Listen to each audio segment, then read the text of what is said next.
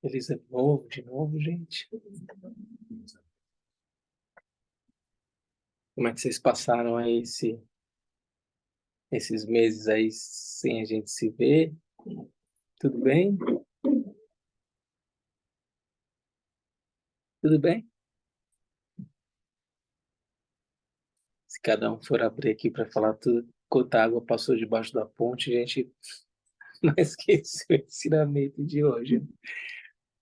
Muita coisa acontecendo, né, gente? Antes da gente começar a entrar aqui nos ensinamentos, ah,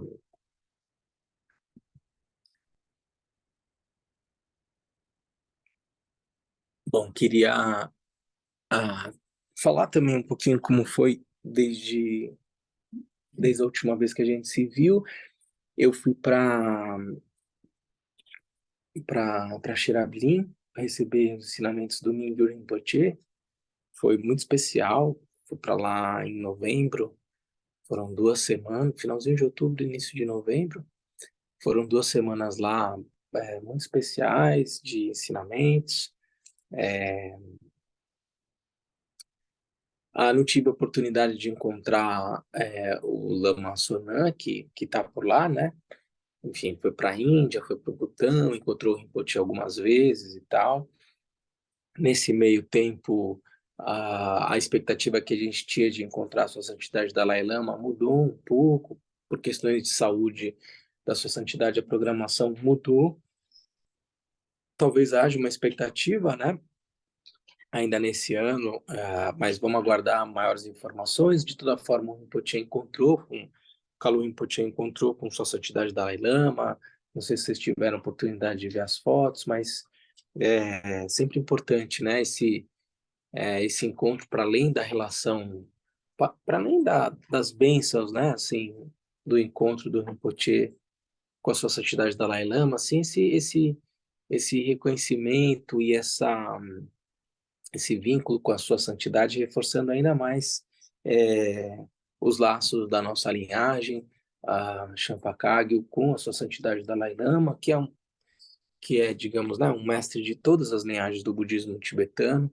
Então, muito feliz de saber desse estreitamento, desse reconhecimento. O Rinpoche tem tido uma atividade bem intensa de ensinamentos mundo afora, né?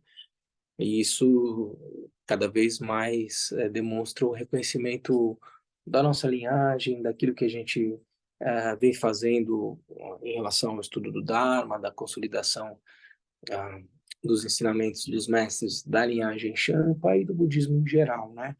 Então, acho que foi muito feliz poder acompanhar todo esse movimento acontecendo também fora do centro, né? E aqui no centro, a gente deve receber o retorno agora do Lama Sonan, dia 18 de janeiro, ele deve voltar. Já ontem a gente teve uma reunião no conselho. Ah, as atividades seguem normalmente, né? Mas algumas novidades à vista, assim, também. Ah, havia uma orientação do precedente Kalu Rinpoche de que o centro, fosse importante, né, que o centro tivesse uma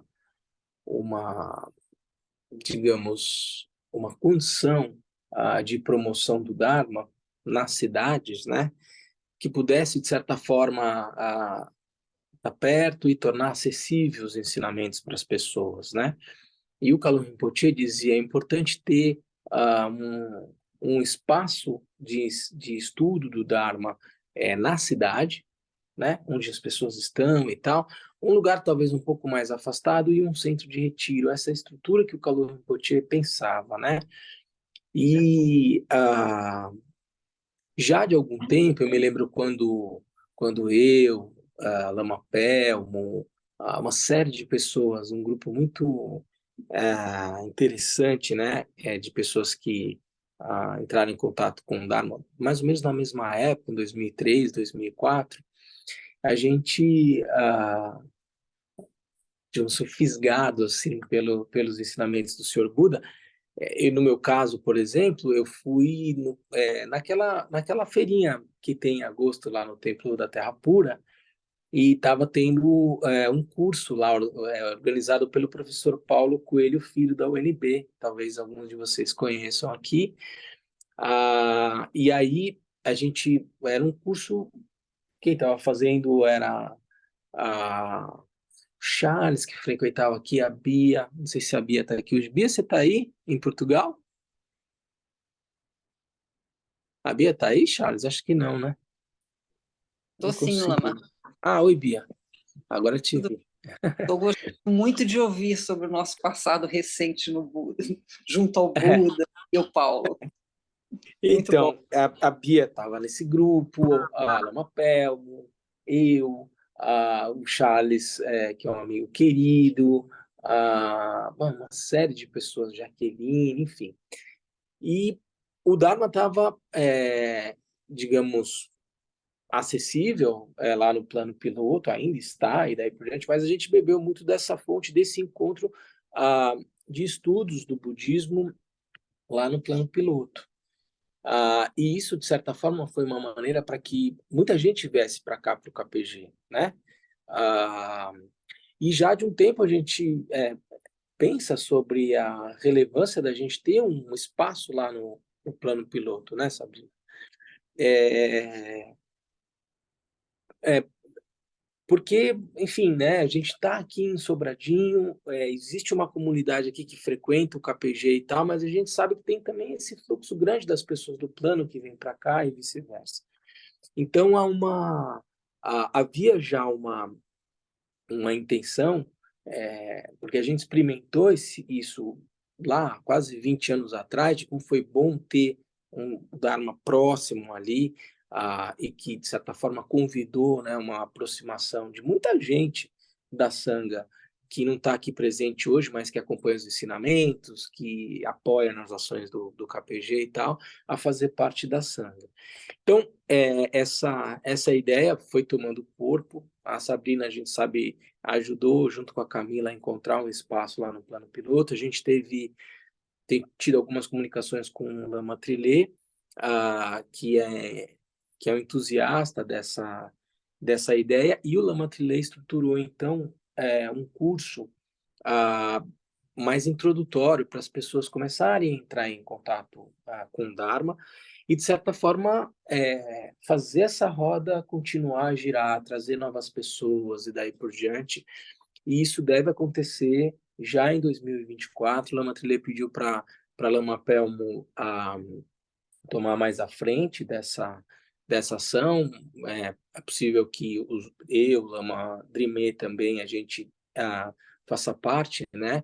Num primeiro momento, dando as aulas desse curso, mas a ideia é que talvez mais para frente outras pessoas da própria Sangha possam dar esse curso.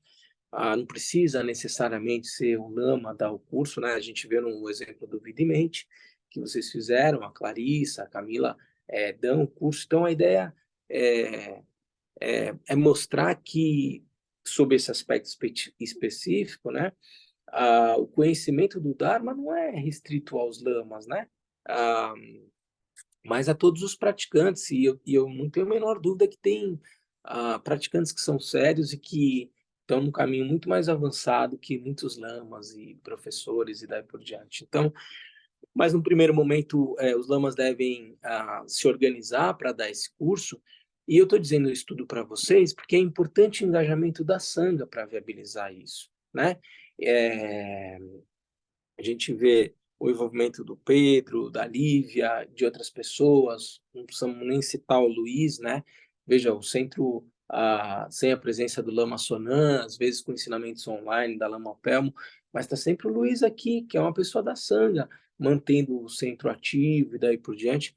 Então, a ideia, ah, para além da ideia, né, de girar, continuar girando a roda do Dharma, tornando ele mais acessível onde as pessoas estão, e, portanto, alugando um espaço no plano piloto, trazendo o Dharma para as pessoas, tornando o Dharma acessível. Portanto, para além dessa ideia, o propósito dessa ação é de engajamento da Sangha também, é de criar condições para que o Dharma possa florescer. Ah, a gente sempre fala, né, a gente estava ontem dizendo na reunião do conselho, algumas pessoas às vezes não fazem ideia, por exemplo, o KPG não tem uma ajuda do fundo Dalai Lama, de um milionário que apoia. Não, as ações do KPG são viabilizadas por meio da contribuição das pessoas da Sangha ali, todo o dinheiro pingado no mês e tal, que faz isso tudo acontecer, que faz a gente manter o centro de retiros e daí por diante. Porque a gente está nesse mundo real, né, gente? As coisas acontecem desse jeito. Então, acesso ao Dharma, engajamento e envolvimento da Sangha, a sustentabilidade da divulgação, né, e da promoção do Dharma, tudo isso está envolvido nessa ação. Então, claro, vai ser feita uma comunicação, espero que a Lívia possa ajudar nisso, com o conhecimento que ela tem, que veja, não é a Lívia que faz a comunicação, junto com a Clarissa também que faz a comunicação, não são pessoas que são formadas em design gráfico e que têm uma super habilidade na internet, daí por diante. É uma ação voluntariosa delas. Então, a gente queria cada vez mais trazer o encorajamento de que o Dharma pode ser disponibilizado por outras pessoas que não sejam os lamas, desde que sejam praticantes comprometidos. As ações da comunidade podem ser promovidas por quem quer que seja, desde que exista uma motivação correta e uma boa vontade. Não precisa ser o super técnico da comunicação. A Lívia é jornalista, mas todo o conhecimento técnico que você tem para lidar com as redes sociais tem formação específica e daí por diante. Não necessariamente a gente precisa imaginar que só quem tem essa possibilidade pode ajudar. Basta boa vontade, engajamento, arregaçar as mangas. O Pedro está aí também apoiando nas ações aqui do centro, dos retiros. A ideia é, de certa forma, a gente reativar o centro de retiros também. Então, aqui é uma fala de, digamos, de compartilhamento, né, de informação, de notícias, do que, por exemplo, a gente discutiu ontem na reunião do conselho, mas de convite de engajamento também de todo mundo. Sintam-se convidados a participar, ainda que a Lama Pelmo esteja mais à frente, a pedido do Lama Trilê, dessas ações, né, desse projeto lá no plano piloto, a gente precisa ter ali umas 4, 5 pessoas com ela apoiando. Quem vai abrir a sala, quem vai fechar a sala, quem vai fazer essa comunicação, enfim, todo mundo, né? Quem é que pode também compartilhar essa informação? Quem pode cuidar da gestão administrativa e financeira desse projeto? Não dá para imaginar que, porque a Lama Pelmo está à frente disso, ela vai cuidar de tudo sozinha. Tem que haver um engajamento da Sangha. Ah, e acho que, às vezes, a gente no KPG tem uma postura respeitosa, cuidadosa, de não invadir o espaço do outro, não querer ser invasivo e daí por diante, mas a gente precisa da participação de todo mundo. O KPG é um centro muito especial, tem, vejam, 4 lamas aqui em Brasília, mais o Lama Dorje, que está lá em São Paulo, a Droma, que também fez o retiro e está lá em João Pessoa, a gente tem um Lama Trilê da França coordenando tudo isso. Isso é raro, gente. Se vocês olharem aí Brasil afora, quantos centros tem esse capital humano tão rico? Para a gente fazer isso, tirar o melhor proveito disso, é importante o engajamento da Sangha também. Então, não ter constrangimento de vir convidar as pessoas da Sangha a participar, a passar a sacolinha quando precisa passar a sacolinha, porque a gente precisa passar a sacolinha, porque o Dharma precisa ser sustentável. Então, a gente vai ter o Ano Novo tibetano, Lama Sonam vai organizar aqui alguma atividade, daí por diante. A gente precisa trazer as pessoas, elas precisam entender como o centro funciona. E apesar da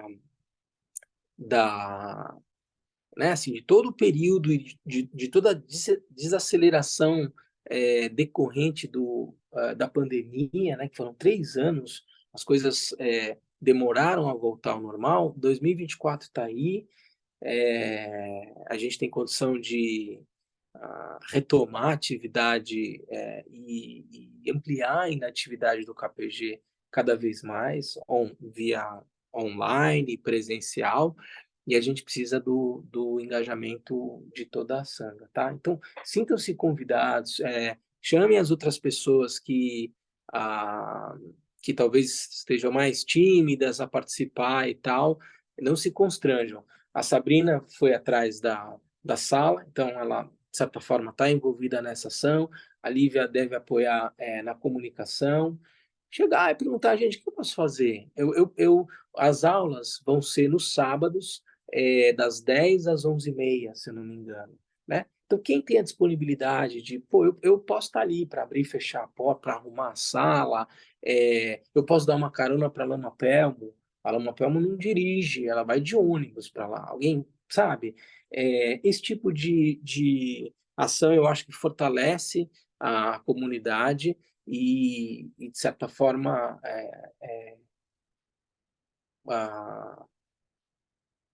cria as condições, eu diria, para que o Dharma possa continuar florescendo, para que os mestres possam vir aqui nos visitar, para que a gente tenha uma comunidade ativa, fazendo o Dharma vivo. Tá bom, gente? Então, essas são as novidades. Sintam-se convidados. Sabrina, você queria comentar alguma coisa? Lívia? Então, não, gente, só acho que vamos já dizer, né? Então, essa iniciativa é mesmo de levar para lá, para as pessoas conhecerem, poderem também vir para cá. Só vou ainda confirmar com o proprietário lá da sala, lá na 214, que a gente conversou em dezembro, depois esperando a data, e depois eu falei mais com ele. Então, ontem eu consegui mandar umas mensagens para ele, como é fim de semana, estou esperando, se ele não me responder, segunda-feira eu ligo, né? Mas ele havia dito que teria possibilidade, sábado de manhã, ali na 214, sabe? Ali no chão da aula, Norte. Norte, né? Norte. 214 bom. Mais para o norte. Ele está dizendo que bom. Não é no 214 Sul. Então, e aí é isso. A ideia é essa e acho que com certeza a gente vai precisar de pessoas, né, que eu estou disponível, mas tem gente que eu também dou aula no sábado de manhã.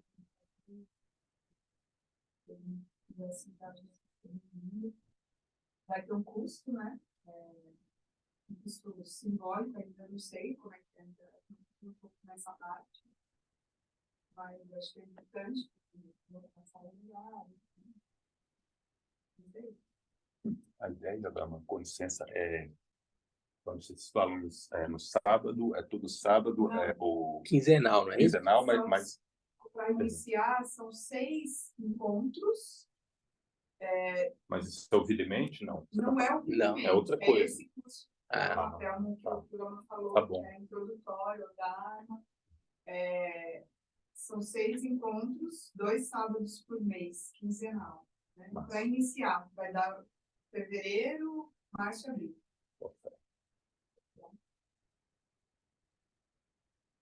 Vai.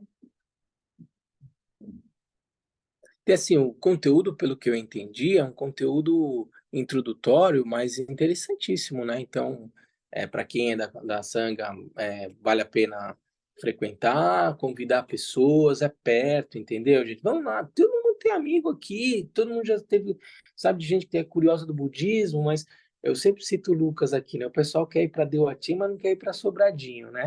O pessoal do plano. Mas vai estar no plano, um dia acessível, sábado ninguém está trabalhando e tal. Mas vamos criar essa rede, vamos chamar as pessoas. A gente sabe o valor que isso aqui tem. Na perspectiva de um Bodhisattva, o sentido da nossa ação no mundo criar as condições para a cessação do sofrimento de todos os seres. Uma das formas de praticar a generosidade da primeira paramita é dar o Dharma. E não necessariamente a gente precisa ensinar o Dharma, mas tratar numa rede que contribui para a disponibilidade do Dharma para outras pessoas é uma maneira de contribuir generosamente e praticar a primeira paramita. Então, Lívia, você queria falar alguma coisa? Só convidar as pessoas para participarem. Acho que vai ser muito bacana. Eu não sabia que era um ideal, é um lugar bem gostoso de chamar. Ótimo horário isso é quinzenal, fica mais fácil de todo mundo poder participar, o mais possível. Então é isso, gente. Assim, vamos engajar e vamos ver assim como cada um pode ajudar, né? Eu acho que assim é totalmente diferente quando a gente está engajado nas ações, o tipo do vínculo com os ensinamentos muda, assim, entendeu? Ah, gente, assim, ó, eu como lama e que tenho uma vida, eu que sou um lama economicamente ativo, que eu já falei, é preciso se falar um pouco mais a respeito disso, assim, alguém que tem que pagar boletos, que tem filho e daí por diante e tal, e que pratica o Dharma, e que fez o retiro de 3 anos, tipo, é possível fazer isso. Não é fácil, mas é possível. Ah, o fato de eu vir aqui ensinar nos domingos e ter o compromisso de estar aqui e tal, traz um benefício enorme para a minha prática. Porque se deixar, o dia a dia consome a gente. Consome. Eu estou trazendo o meu relato aqui para vocês. Assim, não é, mas porque ele é lama, ele não tem os desafios de uma vida convencional. É, né, assim, o Dharma chegou no Ocidente, a gente chegou a um ponto, diferentemente das comunidades monásticas lá atrás, da época do mundo e tal, não sei o quê, o Dharma se mostra ah, tão acessível e tão universal que é isso, ó. Tem um lama, pai de família, que trabalha, que tem que pagar os boletos e daí por diante e tal, e que encontra os desafios que vocês encontram para praticar. E quando vem o chamado de, olha, domingo, vamos lá, tem que dar os ensinamentos, tem que preparar os ensinamentos, tem que mergulhar nos ensinamentos, e daí por diante, tem que vir aqui estudar junto com vocês e daí por diante, eu me beneficio de verdade, toda vez que eu dou os ensinamentos, eu agradeço muito a presença de vocês, as pessoas comprometidas, porque isso incentiva a minha própria prática, porque é um compromisso de eu estar aqui com vocês. O que eu estou querendo dizer? Se vocês têm um compromisso, uma ação de engajamento real com as questões do Dharma, de certa forma, o maior beneficiado são vocês mesmos, porque você tem um compromisso, você não pode faltar. E isso te traz de volta para a prática, para os ensinamentos e daí por diante. Senão o Dharma fica muito teórico. Eu vou lá, leio um livro, estudo, sento um pouquinho, medito, mas fica numa caixinha separada. E a maneira de eu integrar isso na minha vida é também, não só por essa forma, mas assumindo esses compromissos. Né? A Sabrina foi lá e vamos achar uma sala e vamos conversar, e daí por diante, na agenda das coisas do dia dela, tem uma coisa que é real relacionada ao Dharma. Como eu faço para contribuir para que outras pessoas possam se beneficiar daquilo que eu percebo que é tão positivo. Então, ali na minha agenda do dia de dar aula, cuidar do meu filho, né, Sabrina e tal, não sei o quê, eu preciso ligar lá para o Miguel para ver a coisa da sala. Tem que ser real a coisa. Senão é mais um livro que eu leio, é mais um assunto de conversação, como diria o Lama Trilê. Então, o convite ao engajamento não é uma cobrança, mas por experiência própria, é um toque que eu dou para vocês de que quem se beneficia são as outras pessoas, mas você também, quando se compromete. Isso é o que eu sinto na minha própria experiência por estar aqui hoje estudando Dharma com vocês. Senão eu estaria fazendo alguma outra coisa, e a não ser, a gente vai falar sobre isso nos ensinamentos de hoje, a não ser que eu já tenha um nível de realização, que eu perceba ah, que cuidar do jardim da minha casa, ah, ah, jogar bola com meu filho e tal. São formas de praticar o Dharma, e talvez a forma mais profunda de praticar o Dharma, mas eu preciso que haja um nível de realização na dimensão do reconhecimento da natureza da mente, e que isso seja uma coisa constante daí por diante, e que, portanto, ah, você se torne o Dharma, num sentido bem profundo. A gente vai ver isso hoje nos ensinamentos. A não ser que eu tenha esse nível de realização, eu preciso ir criando condições e meios pelos quais eu vou sabotando essa realidade. Por que eu faço a visualização de Chirinzin? Porque eu estou usando a minha capacidade de imaginar como uma forma por meio da qual eu pratico o Dharma.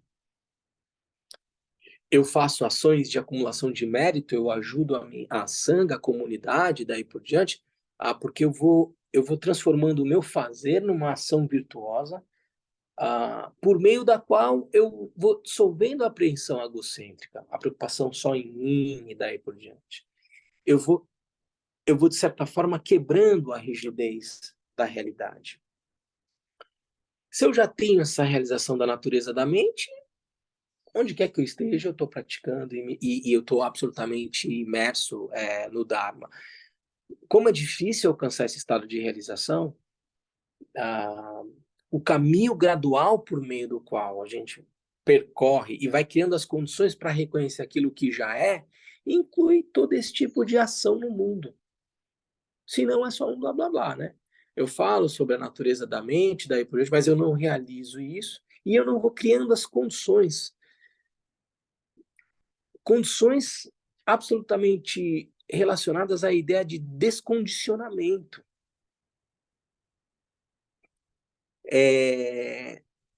Parece paradoxal, mas não é. Todo esse templo, todas essas imagens, toda essa ação no mundo, para ter uma ação, para ter uma não ação. Eu estava até relendo o texto aqui, né?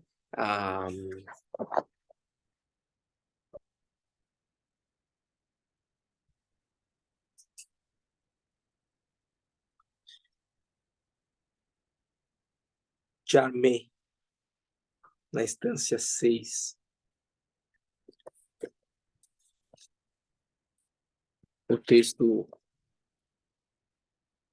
vai dizer: o ponto essencial de todos os métodos do Dharma, ensinados pelo Buda, pode ser resumido como o método de treinamento da mente. A porta de entrada à prática inicial da mente é certamente a renúncia, sem a qual não há caminho. Uma vez surgida a renúncia autêntica, as atividades compulsivas serão poucas. Uma vez que as atividades forem poucas, o significado da não ação estará próximo. Veja, assim, é onde eu quero chegar.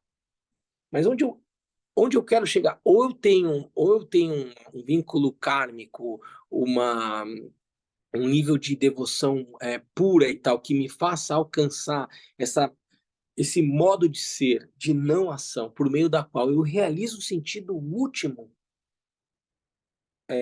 de todos os fenômenos, ou eu tenho essas condições, ou é por meio da ação, do engajamento, que eu chego ao estado de não ação.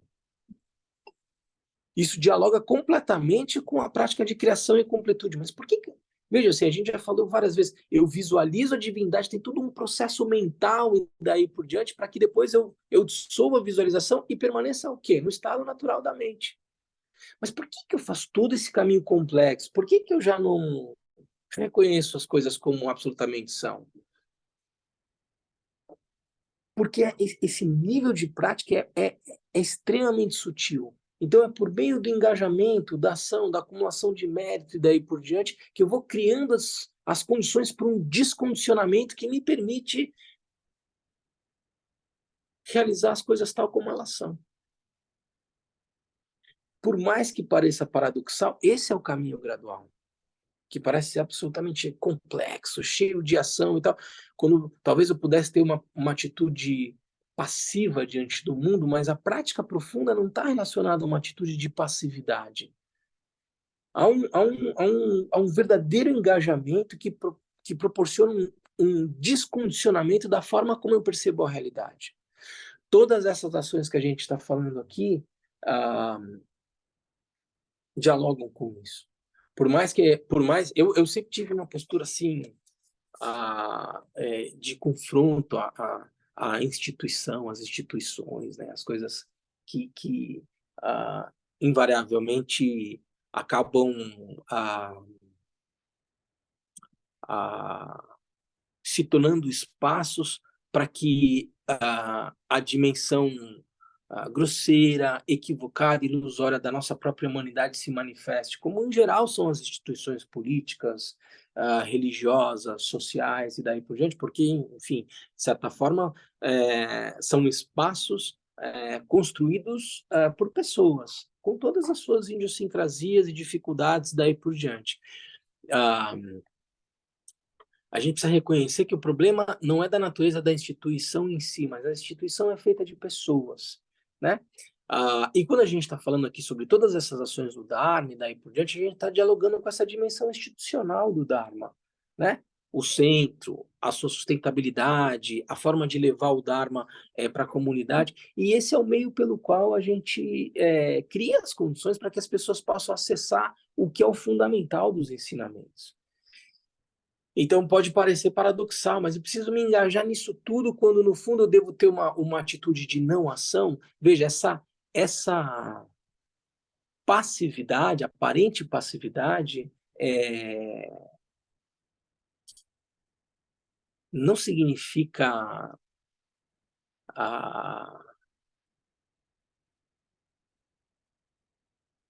não ação no sentido superficial. Quando a gente está falando da prática, a gente está dizendo a prática avançada, né? A gente vai falar em não meditação e não distração. Quando a gente está fazendo uma meditação, eu estou no estado natural da mente, a gente fala assim, deixa até de meditar. Toda essa ideia que eu tenho de meditação, deixa ela de lado. Mas, ao mesmo tempo, não se distraia. O que é essa não distração? Tem uma atitude vigilante acontecendo. Tem um engajamento real, mas que não é grosseiro, mas tem algo acontecendo. Senão, eu simplesmente dormir e alcançar o estado de Buda. Então, veja, gente, tudo que a gente está falando aqui de engajamento são os meios pelos quais eu vou criando condições para descondicionar a maneira como eu percebo a realidade. Sintam-se convidados, portanto, a se engajar como uma maneira pela qual a gente cria as condições da prática profunda poder acontecer. Tá bom, gente? Então, eu já fiz aqui algumas pontes com o que a gente vai ver aqui no texto hoje. Estava comentando com a minha esposa hoje de manhã, né? Eu acordei, estava de manhã lá vendo os textos, ela olhou e falou, você está preparando os ensinamentos? Eu falei, tem uma coisa interessante de dar os ensinamentos nesse formato, porque tem várias dimensões acontecendo aqui, né? Tem o fato da gente dar o ensinamento, passa 2, 3 meses, a gente retoma o ensinamento. Então, primeiro encontro que a gente tem pode ser um nível mais, digamos, mais de warm-up, assim, de aquecimento dos motores, aparentemente mais superficial, e vai passando o mês, né, o segundo encontro, terceiro encontro, quarto encontro, a gente começa a aprofundar, né? Normalmente seria, a gente vai se aprofundando nos ensinamentos e tal. Mas essa oscilação de superficial para profundo, ela não é tão legal. A gente tem que manter um nível de profundidade. Mas, ao mesmo tempo, faz 3 meses que vocês não mexem nesse texto. Como fazer isso, né? Ao mesmo tempo, tem pessoas que estão acompanhando o curso desde o início, tem pessoas que chegaram aqui a primeira vez e vão ver o que a gente vai falar. Como tornar isso acessível? Terceiro, tem pessoas que estão aqui presencialmente, tem gente que está em casa, o que é diferente. Tá? Então, assim, não é tão fácil como um equalizador, assim, colocar isso num nível onde o nível de oscilação seja o menor possível. E uma das formas de fazer isso, e mesmo para quem está em casa e vai assistir esses ensinamentos depois e tal, é sempre importante fazer uma pequena revisãozinha do que a gente viu antes para a gente poder mergulhar, né, nos ensinamentos. Então, a gente está na instância 25 do texto do Django Control, Criação e Completude. Esse é um texto para uma vida. Esse é um texto extremamente profundo, abrangente, com a essência de todos os ensinamentos do Senhor Buda vivos aqui no texto, né? A gente já viu desde o início do estudo desse texto, a gente já passou pelas preliminares comuns, que é o que traz a instância 3, né? Preciosa existência humana, impermanência, lei de causalidade, e insatisfatoriedade do samsara. A gente passou sobre vários conceitos importantes, de renúncia, da prática da compaixão, da devoção, é aquilo que está na instância 4, 5. A gente foi vendo como o Kalu Rinpoche trouxe esses ensinamentos de uma maneira absolutamente didática. A gente tem acompanhado o estudo desse texto também, dado pelo Mingyur Rinpoche. Ele ao longo de praticamente um ano, estudou esse texto, depois foi montado um grupo de estudos para aprofundar ainda mais esse texto. A gente tem visto os comentários do Trango Rinpoche como uma maneira de nos apoiar no aprofundamento desse texto. Se vocês se lembram, a gente viu nesse texto algumas particularidades, algumas formas particulares da gente abordar a prática da criação e da completude, né? Quando a gente está falando na prática de criação e completude, invariavelmente a gente está falando da prática das divindades. Como forma geral, a gente se refere a essa forma de se praticar os ensinamentos do Senhor Buda, a criação e completude, associando a prática das divindades, mas a gente já viu que criação não necessariamente está associado só à visualização de uma divindade, à autovisualização e daí por diante, mas tudo aquilo que parece ser uma ação artificial na realidade, por meio da qual eu vou transformando a maneira de perceber a realidade. Então, enquanto eu estou fazendo uma caminhada no parque, eu posso fazer dessa caminhada do parque uma circunvalação, como se eu estivesse circunambulando um stupa. Posso imaginar que tem um stupa, que é a representação da mente desperta, e enquanto eu estou caminhando, eu estou fazendo uma circunvalação. Eu posso aproveitar a presença num templo budista e me prosternar diante do Buda, do Dharma e da Sangha e aprofundar o meu sentido de devoção. Veja, todo tipo de engajamento, enquanto eu estou recitando o mantra, eu vou me familiarizando com o aspecto puro da fala. Todas essas técnicas, todas essas formas podem se incluir também nesse conceito de criação, né?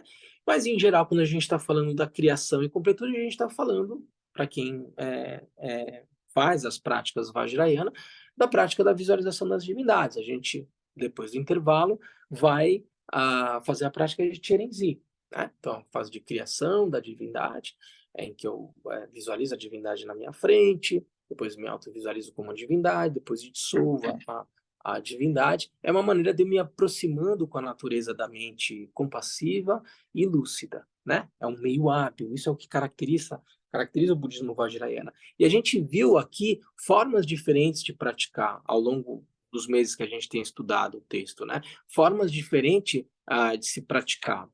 Etapas de criação e completude. O texto trouxe uma descrição extremamente detalhada do que significa cada uma dessas etapas da prática de criação, né? Os implementos da divindade, a divindade em união, o palácio da divindade, a sílaba a partir da qual a divindade se manifesta. O texto trouxe um detalhamento enorme em relação a estudo. O texto traz alguns aspectos importantes, assim,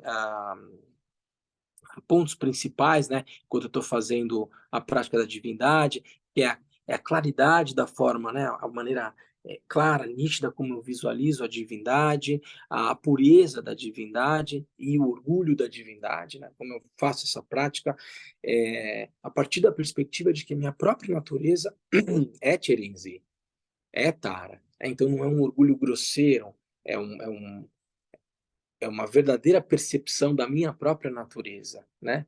E sem erro, né? Sem dúvida. Um dos principais venenos, obstáculos da prática é a dúvida.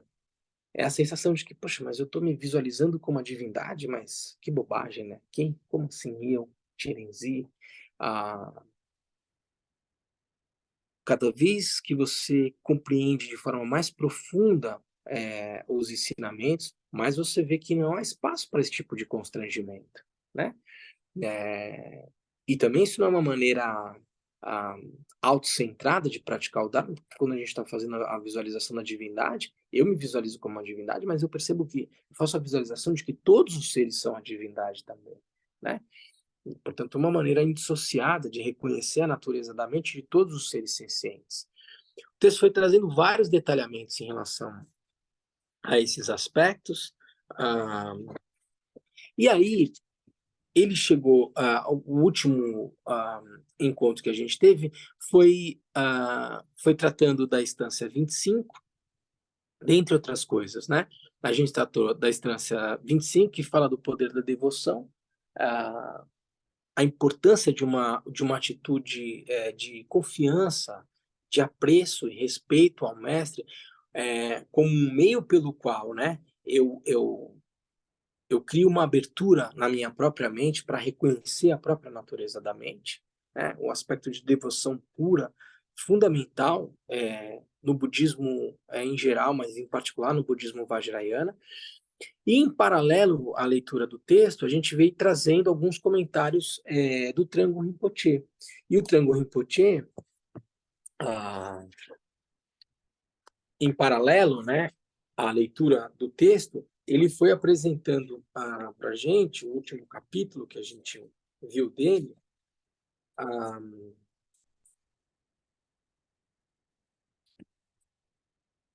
foi chamado Purificação. E ele vai trazendo toda a essência do texto que a gente está estudando a partir desse título de purificação, né? Quando ele explicou a diferença entre a escola Nyingma e Sarma, e a gente viu aqui das escolas, né? Sarma, quando ele falou de mantra, natureza das divindades, ah, todas as formas de purificação sob a perspectiva de um refinamento da maneira de eu perceber a realidade. Não que haja algo impuro em mim, né? Cuidado com essa palavra purificação, mas uma maneira, digamos, delusória de perceber a realidade. Então, como eu vou refinando a maneira por meio da qual eu conheço a realidade. E ele foi apresentando, então, as instâncias a partir desses títulos, ah, depois fez perguntas e respostas, e aí a gente chegou, então, a gente entraria, então, a partir de agora, na instância 26, né? Ah, e que comentário que eu queria fazer com vocês a partir de agora? Ah, o Kalun Rinpoche, isso está no vídeo 6, eu anotei aqui, entre o minuto 21 e 23 do vídeo 6 do Kalun Rinpoche, ele vai mencionar, ó, a partir de agora a gente vai detalhar um pouco mais, descrever um pouco mais essa mente. A gente fala sempre em reconhecer a natureza da mente, daí por diante, mas o que eu estou me referindo quando eu estou falando em mente? Né? Então o texto vai trazer a partir de agora um detalhamento maior sobre a mente, a isso que a gente se refere como sendo mente. E vocês vão ver São 7 vídeos os ensinamentos que a gente tem do Kalu Rinpoche sobre o texto Criação e Completude. A ideia que a gente quer, e verdadeiramente é a minha profunda aspiração, é que a gente consiga organizar esses ensinamentos de uma maneira bem legal, assim, meio que um box, assim, né? A gente tem a tradução do texto do Django Contru, a gente está fazendo a tradução desse livro do Django Contru, e a gente já conversei com o pessoal da Luz da Letra, vamos ver se a gente consegue publicar esse livro. A gente tem então, o texto, o livro em português, os ensinamentos do Kalu Rinpoche, que estão todos disponíveis, e aí todo o estudo que a gente está fazendo do texto, desse texto que é uma joia, né? Deixar tudo isso disponível, assim. E eu estava dizendo, né? Esses ensinamentos que o Kalu Rinpoche deu, se vocês forem lá no site, são 7 vídeos. Até a instância 25, foram 6 vídeos e mais 23 minutos. São 5 vídeos e mais 6 minutos do vídeo, e mais 23 minutos do vídeo 6. São, se eu não me engano, 64 instâncias, né? 67 instâncias. Até a instância 25, o Rinpoche deu 6 aulas, 5 aulas e mais 20 minutos, né? Mas a gente cobriu aí um pouco mais de 1/3 do texto. Se você for... eu acompanhei os ensinamentos do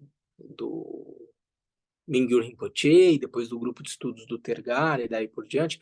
Num determinado momento, a gente vinha estudando instância para instância, num determinado momento a gente começou a pular algumas instâncias, que é um pouco o que o Kalu Rinpoche vai fazer a partir de agora.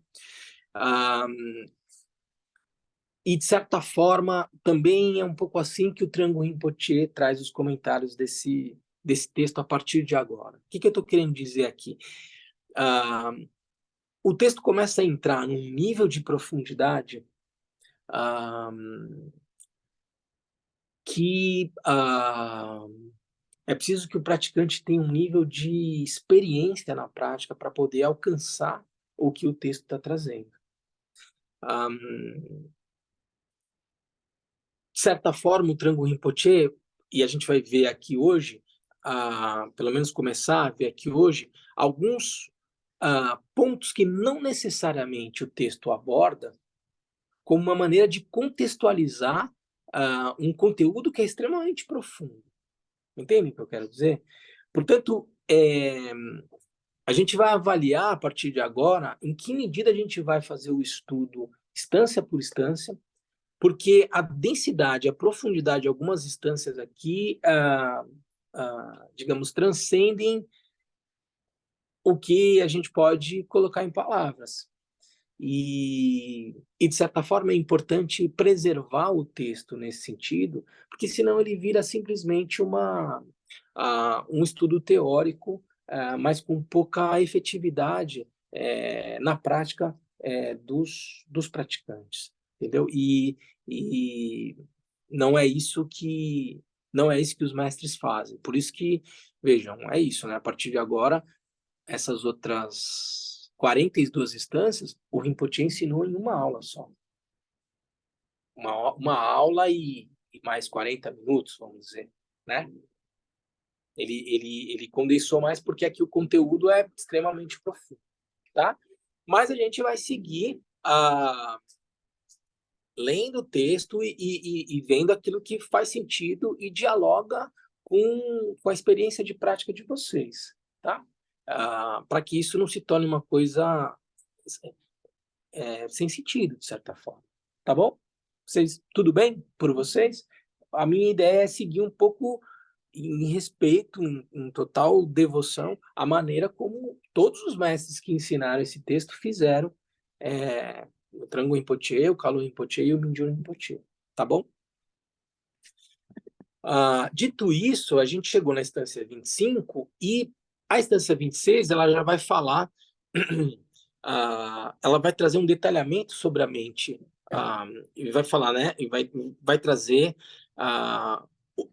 as 8 consciências, né? Vai falar, mente iludida consiste nos 8 grupos de consciências impuras.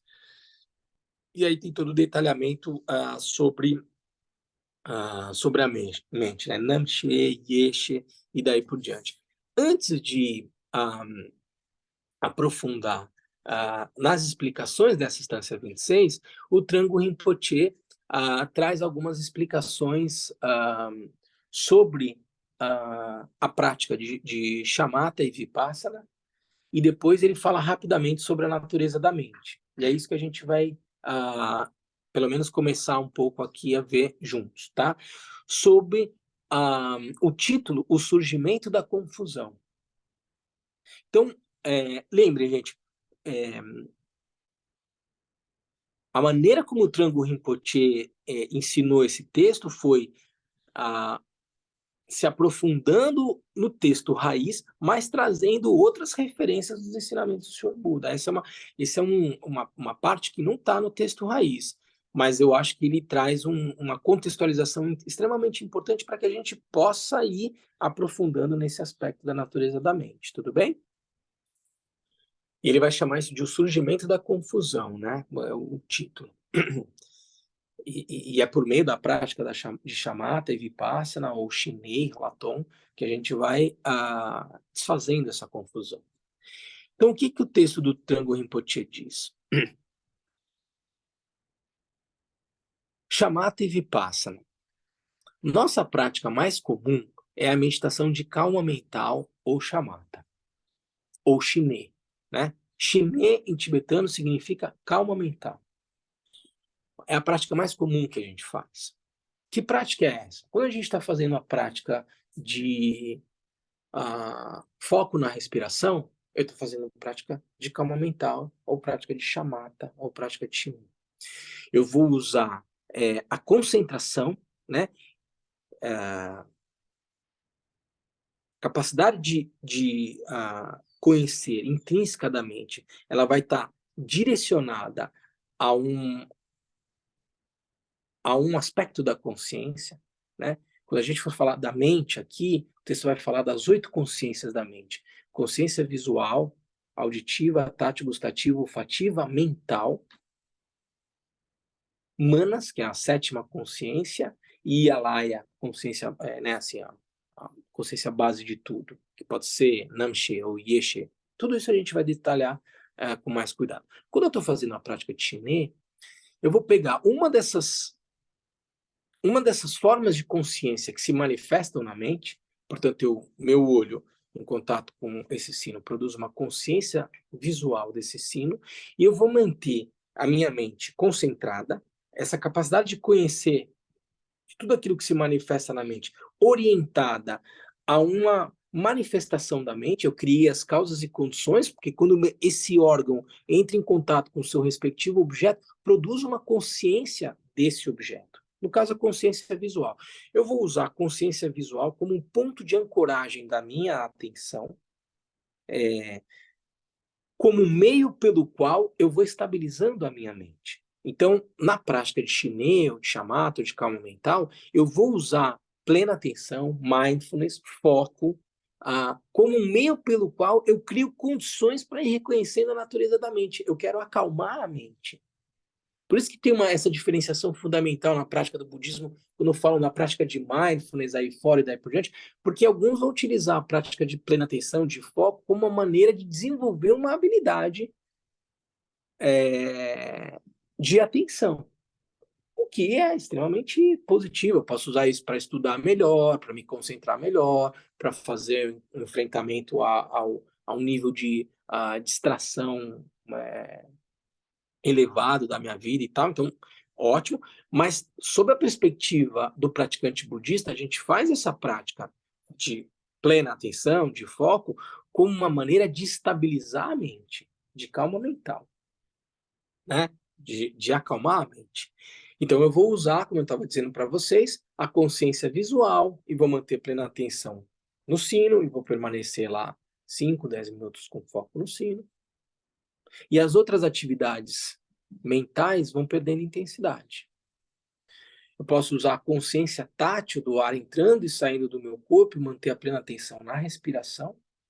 Essa é uma outra forma de praticar calma mental ou chamata e daí por diante. Então ele está dizendo, nossa prática mais comum é a meditação de calma mental ou chamata. Como se sabe, precisamos da prática de chamata porque nossa mente é normalmente muito agitada por pensamentos. Então a ideia é estabilizar a mente. Praticamos chamata para gerar uma estabilidade mental. Ainda que as técnicas da prática de chamata e da etapa de criação sejam diferentes, no sentido de que numa delas a sua mente descansa num objeto muito simples e neutro, e na outra a sua mente está imersa numa visualização elaborada da divindade, a função de ambas as técnicas é de fato a mesma. Então, como a gente vai ver aqui quando eu acabar a primeira parte aqui da manhã dos ensinamentos, a gente for fazer a prática de Chiren-Zi, na prática da criação, eu vou fazer toda a recitação para desenvolvimento da divindade, sobre a minha cabeça, de todos os seres que preenchem o espaço, sobre um lótus branco e uma lua, está a sílaba ali, que se transforma no Supremo dos Nobres, Chiren-Zi. Veja, eu estou usando palavra, estou usando a palavra, para, de certa forma, engajar a capacidade criativa da mente, imaginativa, de visualizar uma divindade no alto da minha cabeça. O que ele está dizendo aqui é que a prática de chamata, eu vou utilizar um suporte muito simples, estático, o sino ou a respiração, como uma maneira de ir estabilizando a mente. E na prática da criação, quando eu estou fazendo a visualização da divindade, o processo é mais dinâmico, mas ele está dizendo que a função de ambas as técnicas é de fato a mesma. Um é um suporte neutro, estável, e no outro, a minha mente está imersa numa visualização elaborada, mas o propósito é o mesmo. Aí o texto segue. Na prática de chamata, cultiva-se um estado de atenção que transcende os dois defeitos da tensão excessiva e do relaxamento excessivo. De novo, na prática de chamata, cultiva-se um estado de atenção que transcende os dois defeitos da tensão excessiva e do relaxamento excessivo. São os dois obstáculos quando a gente está fazendo a prática de Shiné, né? Os dois obstáculos, agitação e torpor. É isso que a gente está fazendo quando a gente faz a prática de chamata. Faz-se o mesmo na prática da etapa de criação. Quando eu estou fazendo a visualização da divindade, veja, há um foco. A gente vai falar mais sobre isso, mas eu falei que a mente, né, assim, primeiro passinho aqui na instância 26. A mente iludida consiste nos 8 grupos de consciências impuras. O que são essas consciências impuras? Consciência visual, auditiva, tátil, gustativa, olfativa, consciência mental, pensamentos, emoções, e daí por diante. A 7ª consciência, manas, que é aquela experiência de que há um eu. Diante de uma forma de lidar com a realidade a partir de uma lógica de dualidade, de que há um sujeito e um objeto, há uma sensação de que há um eu que percebe o objeto. Quem está vendo essa tigela? Sou eu. Essa é uma experiência de realidade ilusória. É isso que a gente quer transcender. A gente quer transcender a lógica de dualidade e o pressuposto de que há um eu. Para alcançar um estado de consciência de onisciência que transcende essa lógica de dualidade. Quando eu estou fazendo na prática de criação, de visualização da divindade, eu também estou mantendo plena atenção, foco. Mas em qual das formas de consciência? Se quando eu estou fazendo foco na plena atenção, na consciência visual do sino, eu estou usando consciência visual. Quando eu estou fazendo respiração, eu estou usando como foco, né, objeto da minha plena atenção, a consciência do ar entrando e saindo do meu corpo. Então eu vou manter a atenção no ar tocando as minhas narinas, o movimento do abdômen ou da caixa torácica, há uma experiência se manifestando, tomada como sendo consciência tátil, eu vou manter o foco aqui. Na visualização da divindade, na etapa de criação, eu vou manter a plena atenção na consciência mental. Eu falei em consciência visual, consciência tátil. A etapa de criação, eu estou com plena atenção na minha imaginação, no meu pensamento. Eu estou imaginando que tem uma divindade aqui no alto da minha cabeça. Então tem foco também nessa prática, né? No entanto, a prática da criação possui uma característica que não está abertamente presente na prática de chamata. Então veja, eu também estou usando foco. Por meio dela, eu também vou gerando estabilidade, eu vou evitando a, a tensão excessiva e relaxamento excessivo, que são os propósitos da prática de Shiné, mas aqui ele está dizendo, na prática da etapa de criação, há uma característica que não está abertamente presente na prática de chamata. Qual que é essa pequena diferenciação? E que vai dando a tonalidade dos meios hábeis da prática vajrayana. Por meio da prática da etapa de criação, você não só gera a habilidade de descansar a mente quando quiser, mas você também faz emergir a clareza ou a capacidade de lucidez inata da mente. Então, eu estou cultivando claridade da mente também. Isso emerge principalmente na etapa de criação, não somente pela técnica da visualização, que obviamente utiliza e faz aumentar a clareza da mente, mas também através das variações na visualização. Veja, bom, deixa eu continuar aqui, não vou interromper agora o raciocínio dele, mas para trazer um elemento importante aqui. Até aí tudo bem, gente?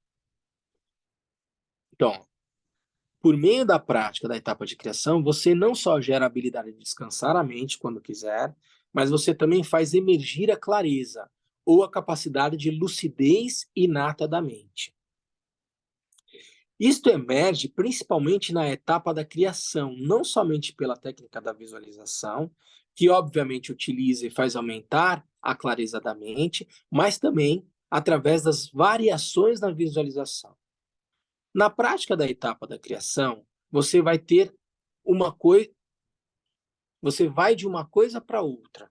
Por exemplo, num determinado momento, você visualiza o convite aos Jnana Sattvas, ao Yeshe, né? A Cherenzi mesmo, Tara, à nossa frente. E num outro momento, você visualiza os raios de luz que se irradiam e se recolhem, que é o que a gente vai fazer na prática, né? Essa mudança de foco na visualização, de fato, produz a cada passo novas absorções meditativas. É um processo absolutamente dinâmico, que vai trabalhando com o aspecto claridade da mente. Elas intensificam o desenvolvimento da clareza mental e a estabilidade do samadhi como um todo. Então, eu tanto vou gerando estabilidade da prática do samadhi, quanto eu vou desenvolvendo claridade mental. Veja assim, quando a gente está falando eu vou desenvolvendo a minha familiaridade com claridade mental, é que o meu suporte é dinâmico, nesse caso. Eu estou com um suporte estático aqui na primeira forma de praticar o chinês, né? Clássico, chamata e tal.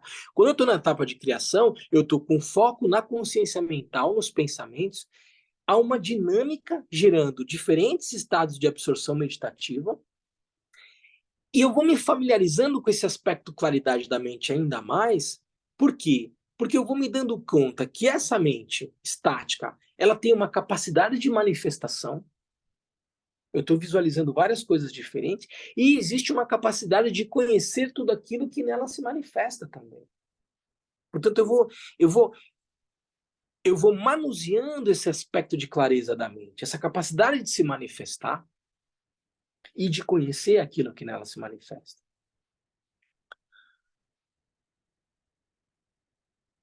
Por essas razões, é absolutamente necessário praticar a etapa da criação. No entanto, a etapa da criação nunca é praticada sozinha ou de forma isolada.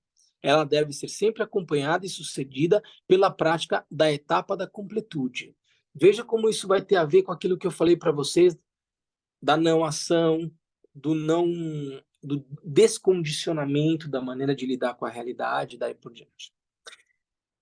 Aí ele diz, a relação entre a etapa da criação e da completude no Vajrayana é muito semelhante à relação entre Shamatha e Vipassana no Sutrayana. Chinê ou Raton, como a gente chama no budismo. Então, a fase de criação e completude está diretamente relacionada à etapa de Chinê e Raton, ou de Shamatha e Vipassana. A gente vai falar em criação e completude na perspectiva do budismo Vajrayana, e a gente vai falar em Chinê e Raton na perspectiva do budismo Sutrayana, ou Shamatha e Vipassana. De fato, teríamos que dizer que a etapa da completude no Vajrayana é, de certa forma, idêntica ao Vipassana que é ensinado no Sutrayana. Mas veja assim, para quem já fez a prática de Raton ou de Vipassana, parecem ser coisas completamente diferentes, né? Numa eu vou fazer uma meditação mais analítica, olhando para a mente, na outra eu vou fazer uma meditação absolutamente dinâmica e depois simplesmente vou dissolver essa visualização e permanecer no estado natural da mente. A essência da prática é a mesma. Você perguntar, Pedro? E engraçado, porque eu sempre associei, de verdade, o chinês à prática, a fase da completude, da dissolução. Bom, isso aqui é um chinês mais profundo, mais legal. Então, mas é importante a pergunta que o Pedro está fazendo, porque quando a gente está fazendo a prática da divindade, a gente simplesmente faça a dissolução, né? A divindade se dissolve em raios de luz, que se dissolve no meu coração e eu permaneço no estado natural da mente. Aí a pergunta é, tá, mas aí, o que eu faço? O que eu vou fazer? E o Pedro está dizendo, acho que é um chinês mais profundo, versão 2.0, chinês. É Latom, é Vipassana. Quando, assim, agora, quando você não está familiarizado com a prática de Latom, o que em geral a gente vai fazer? A gente vai fazer chinês sem suporte. Então não deixa de ser, em geral, quando você está no caminho bom. Eu larguei toda a visualização, aí eu paro e fico. E o que eu faço aqui? Eu me concentro na respiração? Não, não é para se concentrar na respiração. Não é para se concentrar na respiração. O que eu faço então agora, né? E por isso que é tão importante a gente ter esses ensinamentos antes da gente começar a fazer a prática da divindade. Não, o que eu estou fazendo nessa hora, né? Eu estou visualizando uma divindade, mas qual é o propósito disso? A gente está vendo aqui o propósito de toda essa visualização. E depois, quando eu dissolvo, o que eu faço? O que é esse permanecer no estado natural da mente? Eu não vou fazer fabricação nenhuma. Eu vou deixar a mente no seu estado natural. Mas eu também não vou me distrair. Eu não vou entrar numa leseira. Para a grande maioria dos praticantes, permanecer nesse estado natural então, é muito semelhante à prática de chinês sem suporte. Eu estou com a mente absolutamente estável e não vou me concentrar nem na consciência visual, nem auditiva, nem gustativa, nem tátil, nem olfativa, nem consciência mental, nem em pensamento. Os pensamentos vêm, vão, e eu permaneço no estado natural da mente. A mente como ela é. É só isso. Gente, é a coisa mais simples do mundo. Ou parece ser. Porque é fácil a gente ficar 10 segundos sem entrar dentro de um pensamento. E é isso. Então, veja, olha como isso tem tudo a ver com aquilo que eu disse, essa questão da não ação. A prática mais profunda é você estar simplesmente lúcido, sem se identificar com nada, sem se engajar com nada.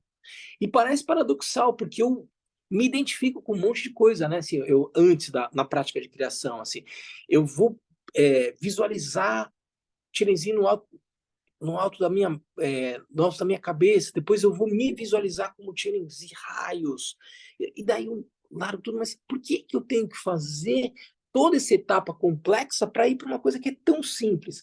Porque essas são formas, como eu falei para vocês, são formas de descondicionando a maneira convencional como eu lido, com a qual eu lido com a realidade, né? Eu vou tomando essas coisas como verdadeiramente existentes. E eu preciso quebrar essa rigidez, essa forma condicionada de perceber a realidade. O meio hábil da prática da criação e completude é justamente esse. É ir descondicionando uma maneira convencional de lidar com a realidade. E eu vou fazendo isso de uma forma dinâmica. Eu vou mudando a visualização. Numa hora eu tiro no alto da minha cabeça, depois raios de luz, depois eu me visualizo como Tirenzi e tal. Isso vai mudando, como o texto fala, vai trazendo novos estados de absorção meditativa, até o momento em que eu largo tudo, permanece no estado natural da mente. convencionalmente a gente às vezes vai se referir a isso como chinê sem suporte, Pedro, mas o que a gente está fazendo é a prática de Raton, ou a prática de Vipassana, e que a gente vai falar um pouquinho do que se trata ela, né? A relação...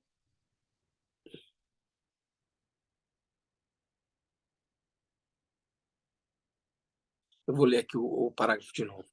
A relação entre a etapa da criação e da completude no Vajrayana é muito semelhante. Acho que era esse parágrafo mesmo que eu tinha que ler. A relação entre a etapa da criação e da completude no Vajrayana é muito semelhante à relação entre Shamatha e Vipassana no Sutrayana. De fato, teremos que dizer que a etapa da completude no Vajrayana é, de certa forma, idêntica ao Vipassana que é ensinado no Sutrayana. De certa forma, significa que, apesar das técnicas da etapa da conclusão, né, ou completude, não serem necessariamente idênticas às técnicas do Vipassana, a função da etapa da completude e a função do Vipassana é a mesma. Portanto, podemos considerar a etapa da completude como sendo uma variação do Vipassana, ou da meditação de insight superior. Nesse contexto, o que queremos dizer com Vipassana e com a etapa da conclusão ou completude é, em ambos os casos, meditação na natureza da mente. Quando utilizamos o termo Vipassana para nos referirmos à etapa da conclusão, estamos falando desse estilo de meditação que é característico da tradição das instruções incomuns, né? Que é uma forma de classificar os ensinamentos vajrayanas.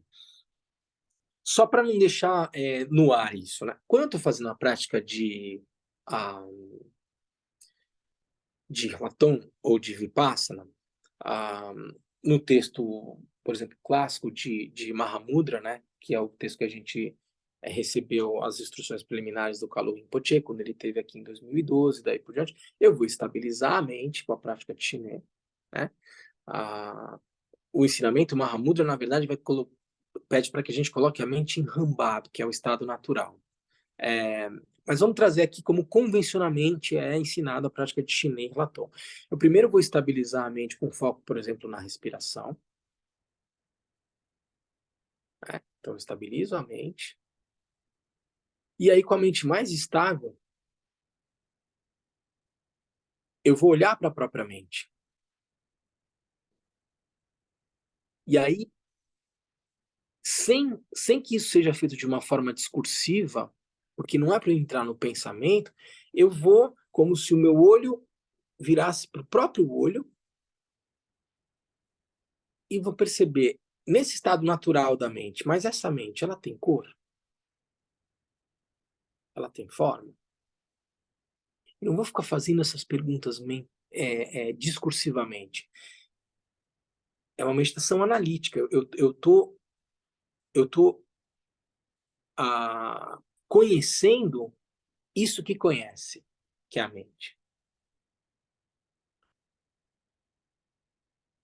E eu vou vendo que não tem discurso, não tem uma resposta para isso. Eu vou quebrando a maneira convencional de lidar com um objeto, que a gente está sempre buscando uma resposta. E a natureza da mente está para além do discurso. Você não consegue escrever a natureza da mente. No momento em que eu coloco isso em palavras, eu já saí de um estado de consciência que verdadeiramente conhece esse objeto.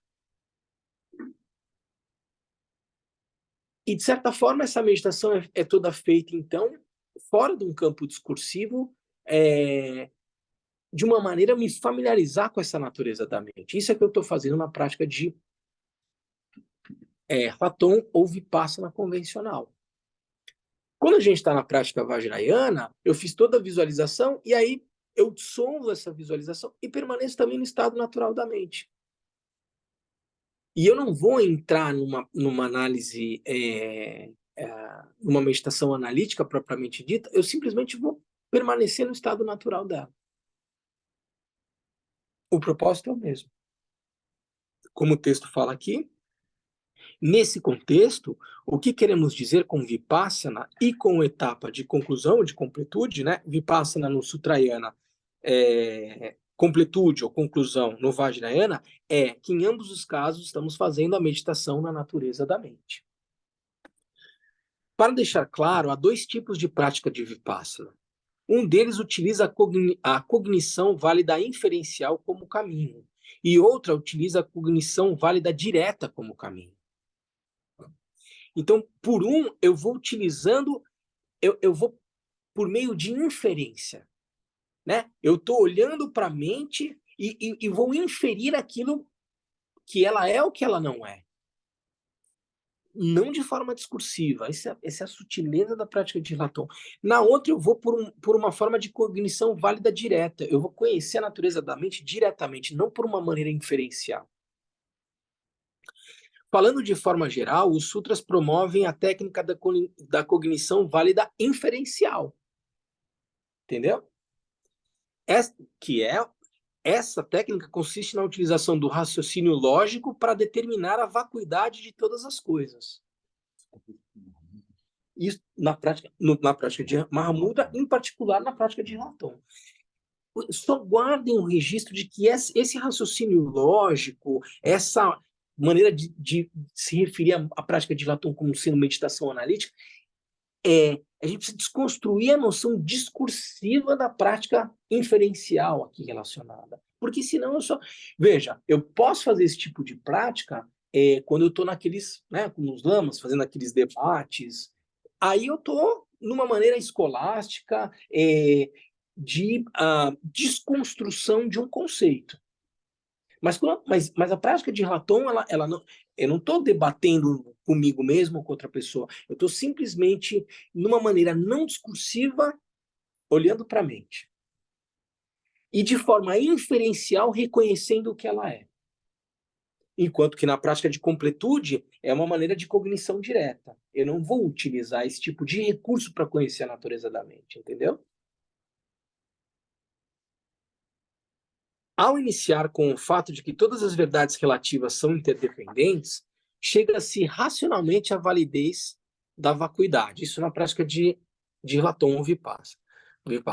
Nesse tipo de prática, a vacuidade não é um objeto da experiência direta. Os fenômenos são analisados e gradualmente chega-se à convicção de que tudo é vazio. Então se cultiva e se estabiliza essa convicção até que, após um longo período de tempo, ela se torna um reconhecimento claro e definitivo da vacuidade, entendeu? Então, eu vou fazendo esse exercício, vou cultivando esse tipo de prática, e aí, essa análise, né, feita de forma gradativa e daí por diante, vai me aproximando a experiência real do que é a vacuidade. Às vezes, essa prática de utilizar a cognição válida inferencial como caminho é também chamada de meditação analítica. É como se refere, às vezes, à prática de insight superior, ou Latom e daí por diante. A meditação analítica é muito estável e útil, mas não é rápida. Ela demora muito tempo. Portanto, na prática vajrayana, não se faz a meditação analítica, enfatiza-se a prática da cognição válida direta, que é o que a gente faz na etapa de conclusão ou de completude, portanto. Porque a prática de Latom, ela leva tempo para você mergulhar e conhecer verdadeiramente do que ela se trata. Por isso que a gente sempre fala que o budismo vajrayana é dos meios hábeis e ele é um caminho progressivo rápido, porque eu vou pela cognição direta nele. Então eu estou fazendo toda a visualização da divindade, de repente eu largo tudo e vou para a experiência direta da natureza da mente, da vacuidade. No outro, eu vou, com o tempo da prática de Latom, por meio dessa prática inferencial, vou me familiarizando com a natureza da mente. Então tem esse acesso direto e, digamos, mais rápido do Vajrayana em relação ao Sutrayana. Ao utilizar a cognição válida direta como caminho, não se enfatiza o ato de pensar sobre a natureza das coisas externas. Do ponto de vista da meditação vajrayana, não nos preocupamos tanto com as coisas externas serem vazias ou não, porque a origem de toda a nossa experiência, aquilo que usamos na prática, aquilo que experimenta as coisas agradáveis e desagradáveis, é a nossa mente. Veja assim, por isso que quando a gente está fazendo a prática vajrayana, a gente está lidando com o aspecto claridade da mente, porque eu estou me familiarizando com o fato de que todos os fenômenos em si são a própria mente. Então, eu não estou preocupado em analisar o que é externo ou interno e daí por diante, numa lógica de aparente dualidade para dissolver a dualidade. Eu já estou entrando em contato com o próprio aspecto claridade da mente.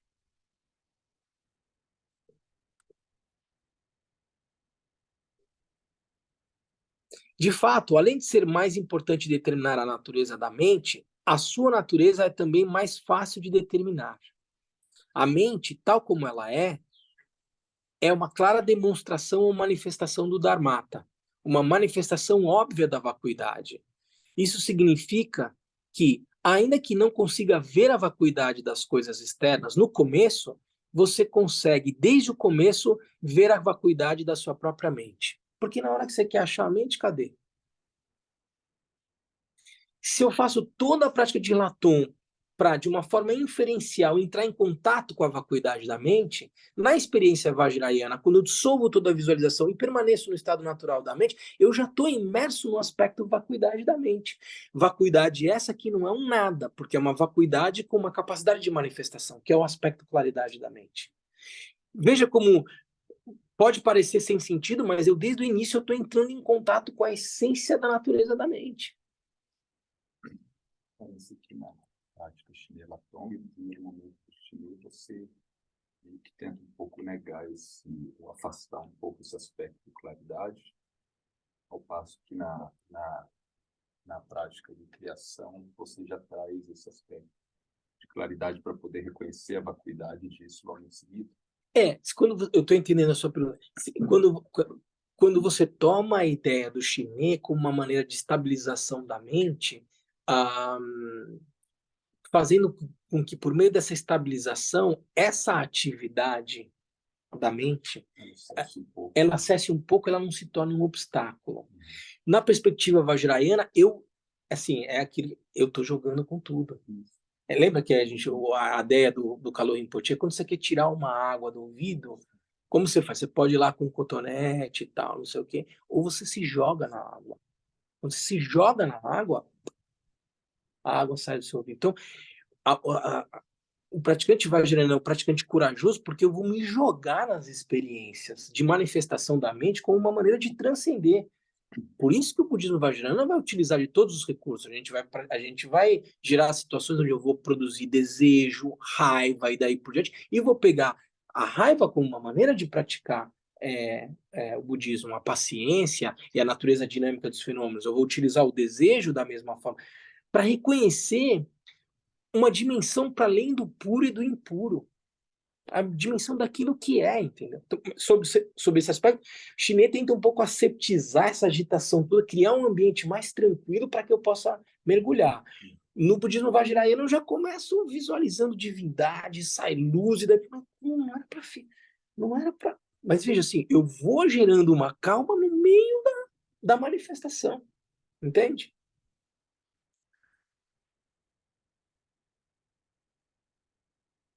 Quando você utiliza o caminho da cognição válida direta como prática, a visão da mente como sendo vazia não é determinada através de algum tipo de análise ou raciocínio lógico, mas através da visão direta.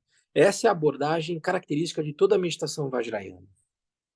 É dito, portanto, que se você conhece a natureza da sua mente, isso por si só realizará o seu objetivo e a sua prática. É instantâneo. Enquanto você não reconhecer a natureza da sua mente, nenhuma outra prática e nenhum outro conhecimento será de benefício significativo. As diversas tradições renomadas desse tipo de meditação, Mahamudra, a grande perfeição, que é o Dzogchen, né? Mahāti, o grande caminho do meio, e termos como simplicidade, né, que são esses três grandes caminhos, né? Madhyamika, Dzogchen e Mahamudra. Ele está dizendo, as diversas tradições renomadas desse tipo de meditação, da natureza da mente, tradições de prática da natureza da mente, Mahamudra, Dzogchen e Madhyamika, né, o caminho do meio, e termos como simplicidade e liberdade das elaborações, todas se referem à prática dessa meditação na natureza vazia da mente. Meditar na natureza da mente é essencial. Então, veja, aqui é um mergulho que o Trungpa Rinpoche está fazendo para falar da prática da natureza da mente.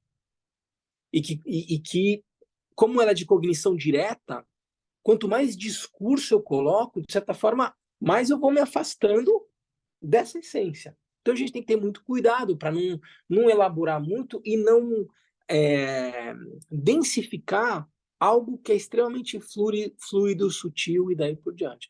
Mas ele vai fazendo toda essa introdução, porque no próximo subtítulo ele vai falar um pouquinho da natureza da mente. E o texto vai começar a ganhar essa dimensão bastante profunda, né?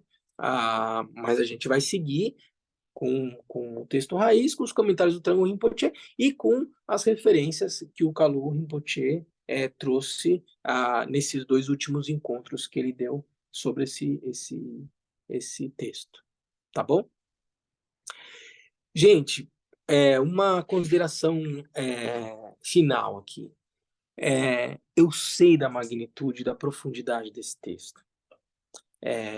Eu sei que esse texto, para quem está entrando em contato pela primeira vez, para quem está ainda no processo de aprofundamento na prática, ele pode parecer muito árido.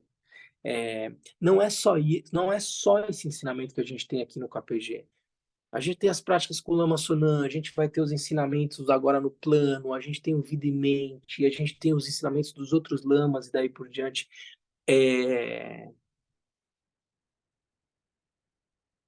Quando a gente mergulha nesse texto, vocês estão vendo uma dimensão dos ensinamentos do Sr. Buda. O KPG está disponibilizando para vocês várias formas de entrar em contato com os ensinamentos do Sr. Buda. Se esse é um texto que parece muito árido e não fazer sentido, existem várias outras formas de estudar o Dharma que estão disponíveis para vocês aqui no KPG. Façam com o coração aberto a escuta disso que vocês estão recebendo agora. Pode ser que seja muito árido, muito complexo, muito teórico, mas isso é uma das formas de apresentar o Dharma, e vocês têm isso com a maneira de ensinar, com cada um dos lamas aqui do KPG, com os instrutores do Vida e Mente, daí por diante.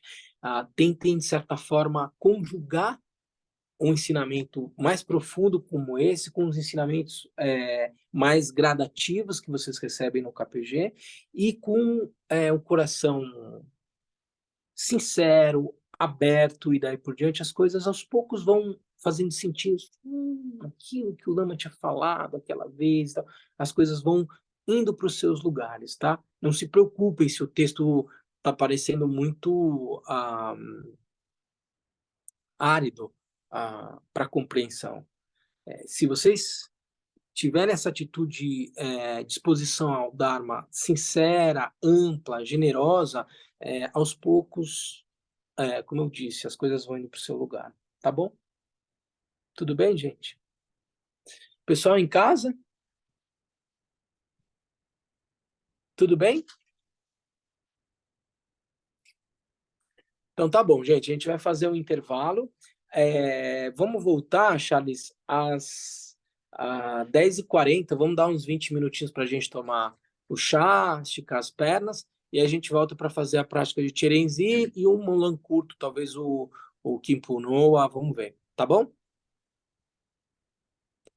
Para quem for seguir daqui 20 minutos, a gente retoma. Para quem for cuidar da vida no seu modo convencional, até semana que vem, tá bom, gente?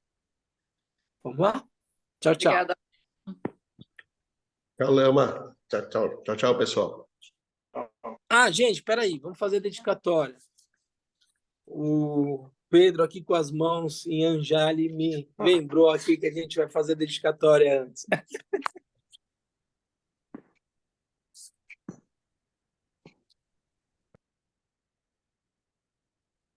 Graças a essa virtude, tendo realizado rapidamente uma possa eu conduzir a esse estado todos os três sem exceção.